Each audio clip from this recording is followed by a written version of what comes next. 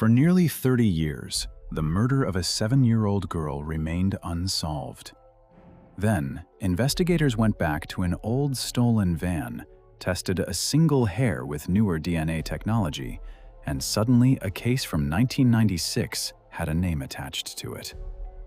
If you like true crime stories where one forgotten piece of evidence changes everything, subscribe, because this cold case took almost 3 decades to break. In the summer of 1996, a man named Caleb was already on the run. He had escaped from prison in Alabama in April. Weeks later, authorities caught him in Pennsylvania after an encounter involving another 7-year-old child. He was jailed again. Then, on July 16, he escaped a second time. Caleb made his way to Dayton, Ohio. On July 23, a maroon Chevrolet van was stolen from an area close to where his parents lived. The next day, that van was heading south. In Bowling Green, Kentucky, 7-year-old Ava was outside at an apartment complex with her sisters and friends. According to federal prosecutors, Caleb first tried to grab one of Ava's friends. She escaped.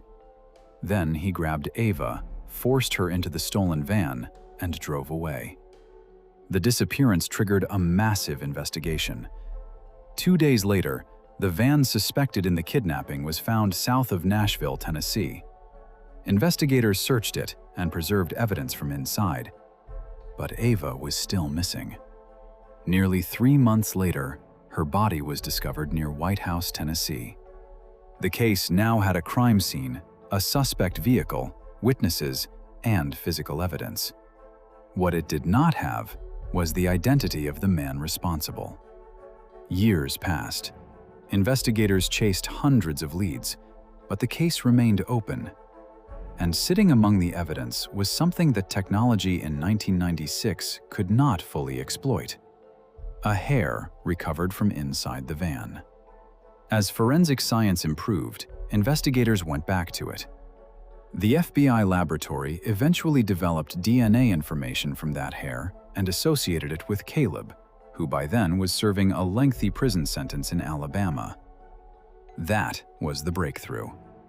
But DNA alone was not the end of the investigation. Detectives began rebuilding Caleb's movements from 30 years earlier.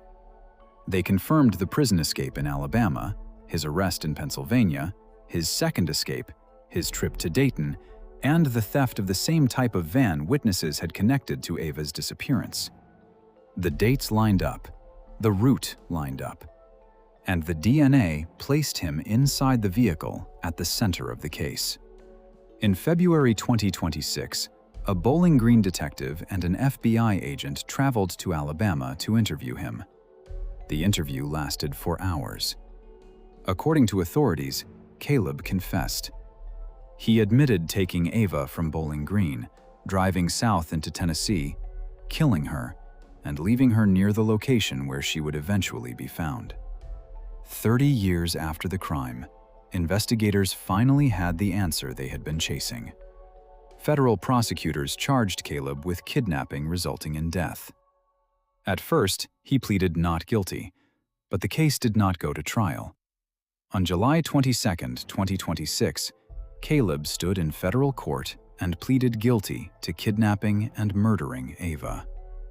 Think about the evidence that survived this case. A stolen van was found within days.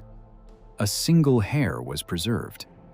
Decades later, new technology turned that hair into a DNA lead. Then, investigators took that lead and rebuilt the movements of a man who had escaped custody twice before the crime. So what do you think mattered most? Preserving the hair in 1996, the later DNA breakthrough, or the investigators who reconstructed a 30-year-old timeline? And without that hair, do you think this case would ever have been solved? Tell me which part of the investigation stands out to you most. Here is the latest verified update. Caleb is scheduled to be sentenced in federal court on November 2, 2026. Under his plea agreement, if the judge accepts its terms, he will receive life in federal prison. There is no parole in the federal system. A murder mystery that began in the summer of 1996 did not end because someone suddenly remembered what happened. It ended because one tiny piece of evidence survived long enough for science to catch up.